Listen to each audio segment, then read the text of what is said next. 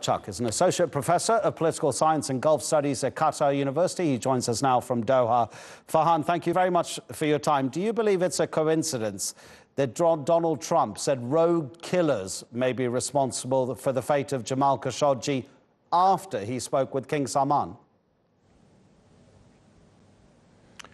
Thank you, Adnan. I do not think it's a coincidence. I think this is part of a well-orchestrated plan to try to protect the king and perhaps Mohammed bin Salman from the fallout from what is obviously a gruesome and unfathomable act committed upon an innocent man who could hardly pass as a critic, let alone a dissident. Yes, it's interesting because he never actually called for regime change, Jamal Khashoggi. All of his statements about the situation in Saudi Arabia were simply that he believed there should be more reform. What about these reports in the US media? How do you think Saudi Arabia, if it's true that Riyadh is going to admit that in fact Jamal Khashoggi was killed inside that consulate, how could Saudi Arabia make such an admission without implicating its own leadership? I think this is the tricky path that the Turkish authorities were trying to encourage the Saudis to admit to from day one. I believe the Turkish strategy from the beginning was death by 1,000 cuts. They knew right away, immediately, what had happened, and they had presented the Saudi authorities with this ultimatum: admit and protect MBS or take the fallout. And they chose neither. And now, because of this constant leaking of information, audio, video, blood samples from the sewage, it's extensive. The Turks have been very thorough.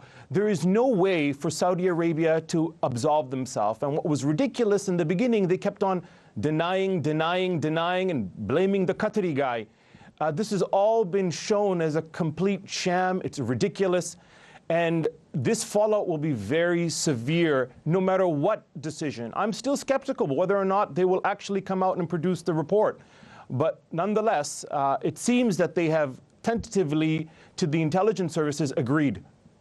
You talk about the fallout. Is it likely that at some point in the future, however slowly the process moves, that Mohammed bin Salman may be pushed aside? It does seem, does it not, that King Salman is now taking the lead and, at least in this particular case, sidelining the man that he himself has chosen to be his successor, MBS. Adnan, I think you're absolutely correct. MBS is a huge liability. The reformer who would never be. As a matter of fact, in his own words, he's described himself as a non-reformist. He is unreliable and a loose cannon. And if any evidence is required for that beyond the murder, the kidnapping of President Hariri, the grotesque war in Yemen, if any evidence is needed, then just look at the threats that came out of Saudi Arabia immediately following President Trump's severe punishment quote. The threats coming back where they were this was stabbing Washington itself. So these are serious, this is a serious doubling down, and he's a loose cannon. Farhan Mujahid Chuck, thank you very much indeed for your time. We appreciate it.